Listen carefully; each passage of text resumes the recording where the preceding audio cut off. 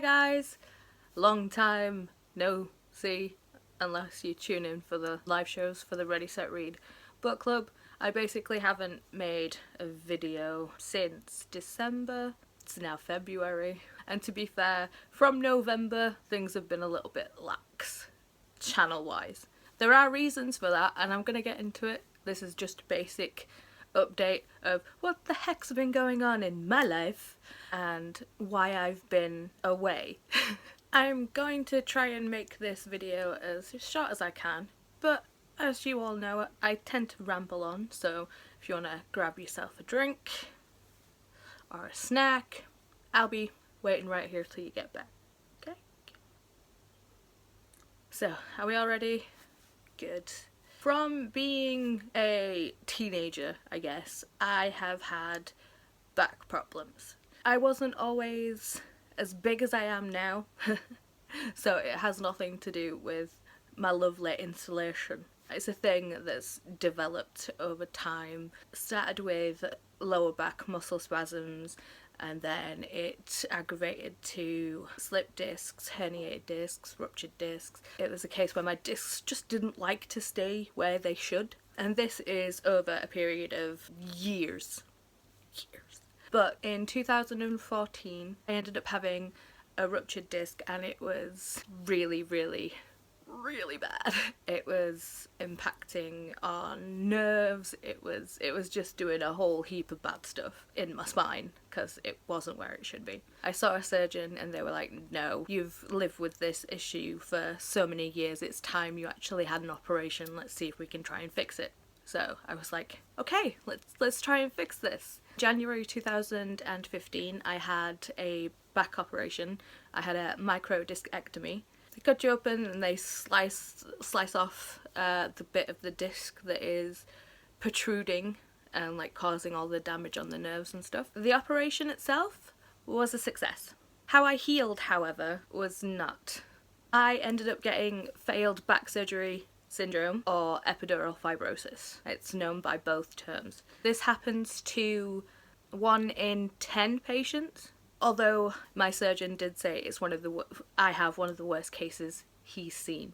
Basically, what failed back surgery syndrome / epidural fibrosis is your body creating excess scar tissue. Whenever you get injured deeply enough for it to leave a scar, normally you can like feel a little bit of the scar tissue underneath. Say if I had a cut here, you can think it's just the way that the skin knits itself back together.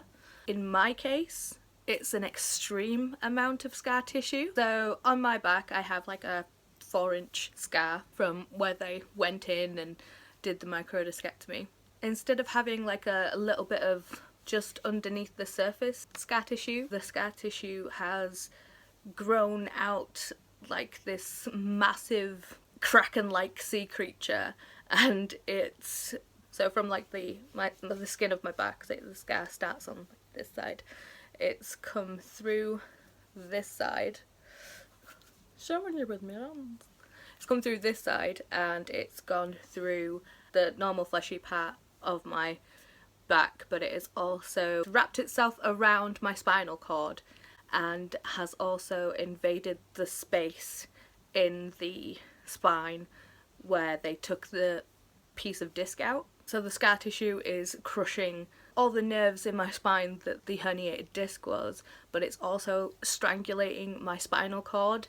And in the space where they took the disc away, normally your discs are quite spongy, but obviously I have a hard mass of scar tissue, so there's no give in my spine at the bottom, really. So it hurts a lot. I have now, well, since my recovery from the operation, the pain has got progressively worse, and it's now a chronic pain condition because the pain will never go away. It's not something that can be fixed as of yet.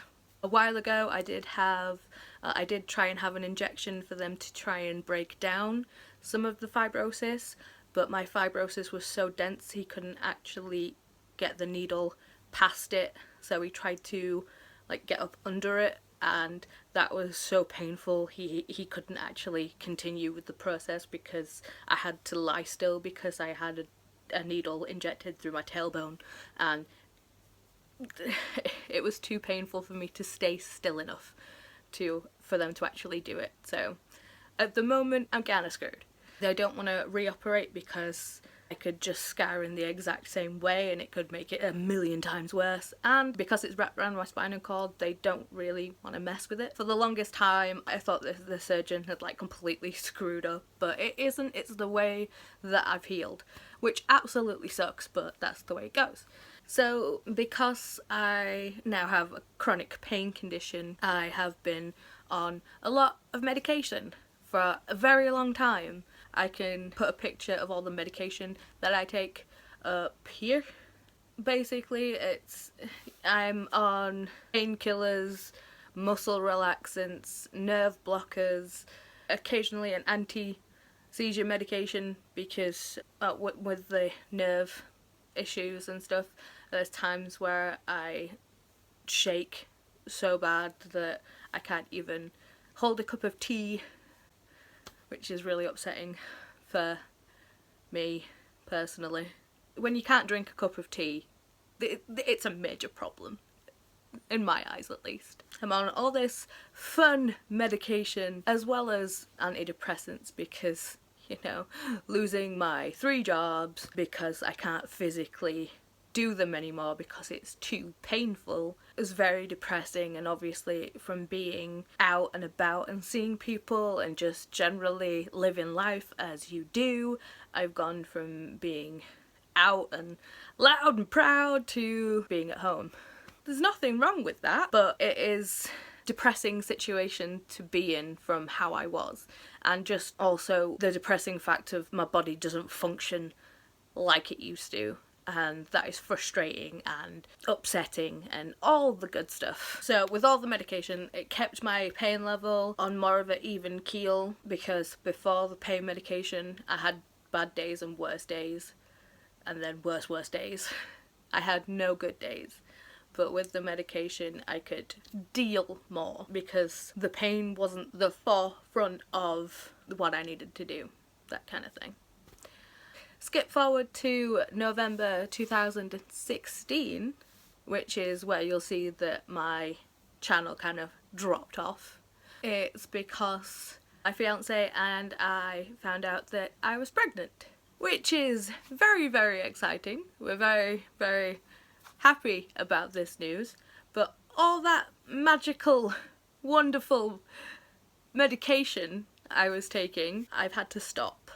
Even though I'm sat here now and I've got a smile on my face because I'm talking about happy news, I am in a lot of pain. I had to like wean myself off the medication, like slowly step it down and everything. And anyone who has been pregnant knows that the first trimester you are so damn tired that you just literally could blink and 30 minutes have gone by.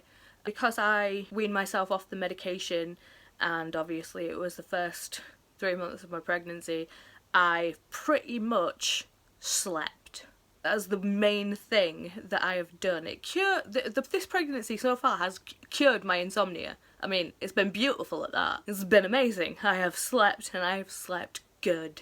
Having to stop all the pain medication and all the good stuff that was keeping me on a human functioning level has gone away. I'm in my 2nd trimester now. I am still tired all the time. I think that's also a personal thing to do with my body, because it's more like my body is taking more of a physical beating through this pregnancy because it was damaged to begin with. That's how I'm seeing it, and how, I mean, I could completely be wrong, and this just could be, I know every pregnancy is different and how people deal with it is different, so yeah. It just seems like this one is just, well, this one and only pregnancy has been really tough for me. We don't know if we are having a boy or a girl yet. We will find that out hopefully next month. We're very excited about it, but I'm also trepidatious because in pregnancy, when the baby grows, it tends to move things around, and we don't know what that's going to do to my spine just as yet. But for now, I'm okay, baby's okay. I will hopefully be able to function more now I'm in the second trimester of my pregnancy, to actually spend time with you guys and talk about books, because even though I've been sleeping, I have been still reading. I just haven't had the energy to make a video. If you want a more in-depth video about epidural fibrosis, or if you want me to try and do pregnancy updates or anything like that, you can leave it in the comments and I'll try and do that for you. I can't promise, but I will try. So yeah. That's pretty much everything that's been happening to me. Even when I try and make it short, I ramble on, so apologies for that. If you like this video, give it a thumb. Like I said, comment down below if you want any extra information about anything. As always, the t-shirt I'm wearing today is this one, which is kind of fitting. Thanks for watching, guys, and I'll see you later. Bye!